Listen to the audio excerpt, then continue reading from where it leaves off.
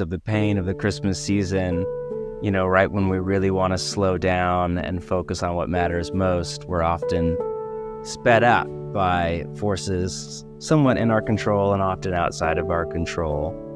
And hurry is such an engine for the anti-fruit of the Spirit. If we're trying to apprentice under Jesus in such a way that we are increasingly, year over year, Christmas over Christmas, becoming more loving and joyful, peaceful and patient and kind and gentle, then hurry is a driver in the opposite direction. It's a cultural current that will push us not toward becoming more loving, but more irritable or egotistical or survivalist in our emotional life, not toward more joy, but, toward all the survival emotions and anger and frustration, not toward peace, but toward anxiety, certainly not toward patience. I've been in meditation recently on Corinthians 13, which we normally hear only at weddings, and we should hear much more often. It's the love chapter.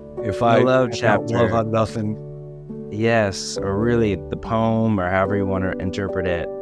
And I'm not sure how much to make of order in Paul's rabbinic frame, but it is telling to me that his first descriptor of love is patient. And while I am no Greek scholar, I think it would be a perfectly valid interpretation into English of the Greek to simply say love is unhurried. And that really is my root case for, to borrow from Willard's language to you, the ruthless elimination of hurry. There's just a emotional case, kind of that you don't have to be a Christian to agree with, for why hurry at every level is not a way to live. There's even a career case that can be made about the difference between frenetic activity and lasting productivity.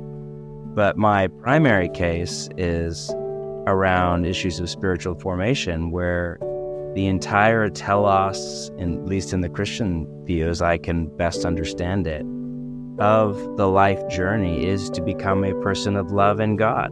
That's what we're doing that's the telos of every day that all together add up to a life.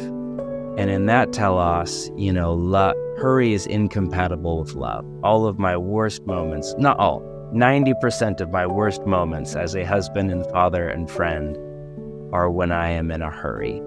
What oozes out of my body is not love and joy and peace and patience and kindness and gentleness. Things ooze out of my body, but they are very different. Well, just wait now. Give it another 20 or 25 years. When you're my age, there'll be a lot more things oozing out of your body. So I think that's it for me. I am in my natural state or wiring as a person painfully unloving. And I am most unloving toward the people I love the most, namely my wife and my children. I love them more than anyone, and I hurt them more than anyone. And I know that there is a certain level of brokenness, wounding, dysfunction that will live in what Paul called this body of death until the day I die. But I want to live with the absolute minimum level that is possible with my starting place in life. And I want, if I can't give my kids the gift of a perfectly loving father, which I certainly cannot and have not, I would love to pass on to them the gift that we receive from Jesus of a father that has slowly been transformed over many decades of time. And as we come to Christmas, I think about my mom. I share much in common with my mom, and if you were to meet her today, she is an extraordinary soul. If you were to have met her when I was a little kid, she was not a bad mother. She's a wonderful mother. Was not a bad person, but you would see a tremendous transformation in her person. And that I think that has raised the horizon of possibility for me in my own journey. And this is what I hope for.